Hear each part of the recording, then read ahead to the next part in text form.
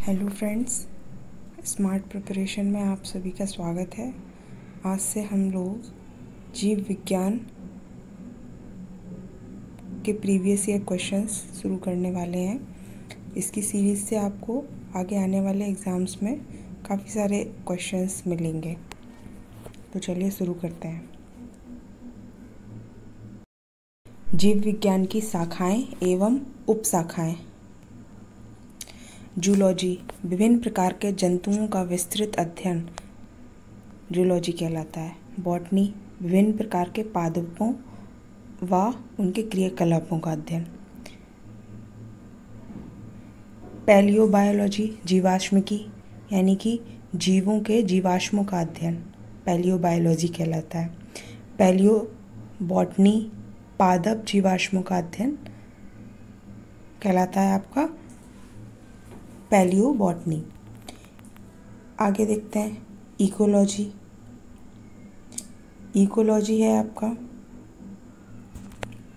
सजीवों पर उनके चारों ओर के पर्यावरण के प्रभाव का अध्ययन क्या कहलाता है? इकोलॉजी। आगे देखते हैं जेनेटिक्स। जेनेटिक्स होता है जीवों के आनुवांशिक लक्षणों तथा इनकी वंशागति का अध्ययन। फिजियोलॉजी। फिजियोलॉजी होता है शरीर के विभिन्न भागों के कार्य तथा कार्य विधियों का अध्ययन। पेडोलॉजी, मृदा निर्माण, मृदा के प्रकार इत्यादि का अध्ययन पेडोलॉजी कहलाता है। जीरंटोलॉजी कहलाता है मनुष्य में वृद्धावस्था एवं काल प्रभावन के सामाजिक, संज्ञानात्मक, मनोवैज्ञानिक तथा जैविक पहलुओं का अध्ययन। कुल मिला के मनुष्य की वृद्धावस्था का जो अध्ययन होता है सभी पहलुओं का, वो किसके अंतर्गत आता है? जीरंटोलॉजी के अंतर्गत। अगला है इथोलॉजी। इथोलॉजी मानव सहित सभी जंतुओं के व्यवहार का अध्ययन इथोलॉजी कहलाता है। अगला देखते हैं, अगला है बायोनिक्स। बायोनिक्स जैविक जगत के गुणों, सिद्धांतों के प्रयोग द्वारा आधुनिक उपकरणों व अभियांत्रिकी तंत्रों का निर्माण करना।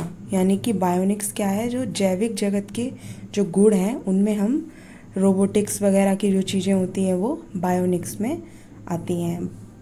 आगे देखते हैं बायोनोमिक्स। जीवधारियों का उनके वातावरण के साथ संबंध का अध्ययन क्या कहलाता है? बायोनोमिक्स। आगे देखते हैं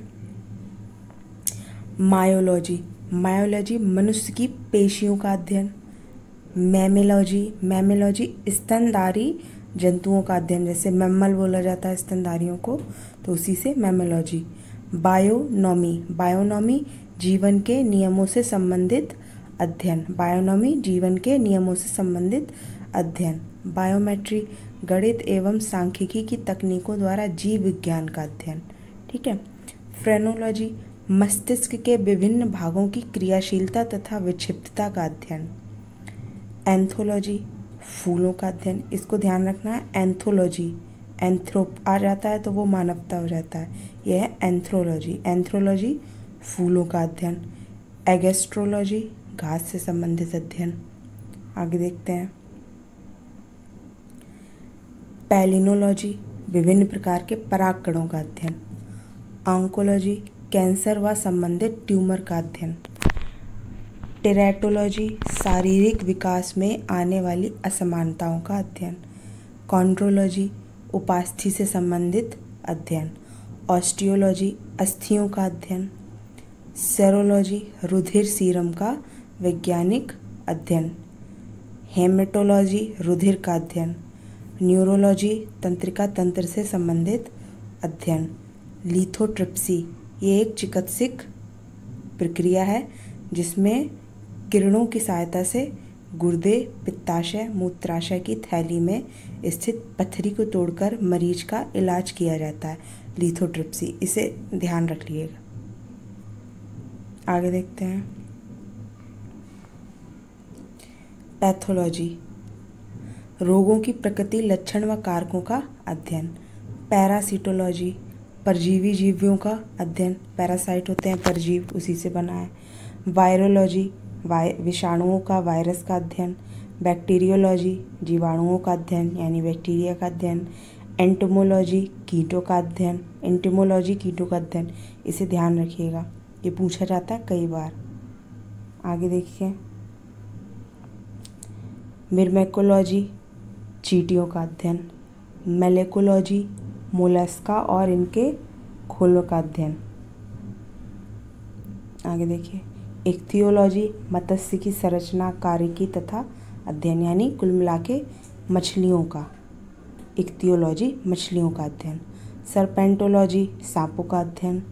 हर्पेंटोलॉजी, उभयचरी तथा सरीसृपों का अध्ययन। ऑर्निथोलॉजी, पक्षियों का अध्ययन। इसका ध्यान रखिए, ऑर्निथोलॉजी और एक अवियरी शब्द आएगा आगे, उसको भी देखना। ऑर्निथोलॉजी, पक्षियों का अध्ययन। डर्मेटोलॉजी, त्वचा, जो भी प्रोडक्ट्स होते हैं स्किन के, डर्मा, उसको डर्मेट बोलते हैं, डर्मेटोलॉजी। आगे, ट्रोफोलॉजी, पोषण एवं पोषण विधियों का अध्ययन।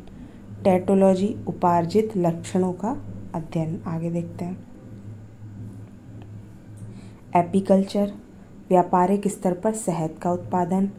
फसलों में परागण, मधुमक्खी पालन, ये 3 चीज़ें ध्यान रखिए, शहद का उत्पादन, फसलों में परागण और मधुमक्खी पालन, ये होता है आपका एपीकल्चर में। आगे एविकल्चर, पक्षी पालन, ठीक है, ये है आपका एविकल्चर, पक्षी पालन। ऊपर हमने क्या देखा था, ऊपर हमने देखा था, कहाँ गया हमारा, ऑर्निथोलॉजी, पक्षियों का अध्ययन, ये ऑर्निथोलॉजी, पक्षियों का अध्ययन। और एविकल्चर, ये है पक्षी पालन। इस चीज़ में कंफ्यूज हो जाते हैं बहुत लोग, तो इसलिए मैंने इसको दोबारा दिखा लिया ताकि आपको याद रहे। आगे देखेंगे, एक्वाकल्चर, जलीय जीवों का अध्ययन, संवर्धन। एल्गा कल्चर, एक्वाकल्चर का ही एक प्रकार है जिसके अंतर्गत शैवालों की कृषि की जाती है। आगे देखते हैं, पिसीकल्चर, मत्स्य पालन, ठीक है, आपने ऊपर देखा था इन मिथोलॉजी, वो क्या था, उनका अध्ययन था मछलियों का, और ये पालन है। एग्रीकल्चर, फसल संवर्धन, पशुपालन। सेरिकल्चर, कच्चे रेशम, रेशम का कीट पालन। सिल्वीकल्चर, वन संवर्धन। स्पॉन्जिकल्चर, स्पंज का। फ्लोरिकल्चर, फूलों की खेती। ओलेरिकल्चर, सब्जियों की कृषि। आगे देखते हैं,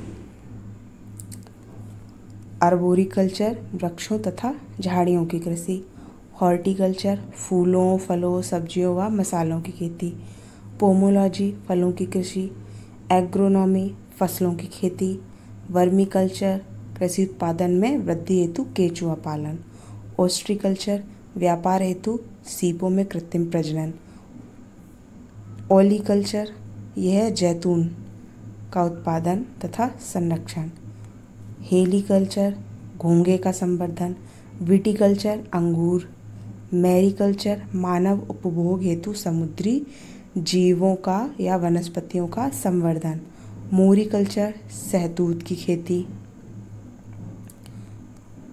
आगे देखते हैं, सिट्रिकल्चर, खट्टे फलों का उत्पादन। हाइड्रोपोनिक्स, एरोपोनिक्स, एरोकल्चर, एरोकल्चर है आपका मृदा विहीन पादप संवर्धन। वेजिकल्चर, सब्जियों एवं पौधों की कृषि। तो ये आपका समाप्त होता है। इसको एक बार में नहीं याद होगा, आपको 2-3 बार, छोटा सा वीडियो है, 2-3 बार आपको देखना पड़ेगा, और फिर ये आपको ऐसे याद हो जाएंगे कि आप बिल्कुल भूलेंगे ही नहीं, क्योंकि सब नाम से ही जुड़े हुए हैं और ज़्यादा मुश्किल नहीं है, बस 2-3 बार आपको वीडियो देखना होगा। तो अगर पसंद आए तो लाइक कीजिएगा, सब्सक्राइब कीजिए, चैनल को शेयर करिएगा। Thank you.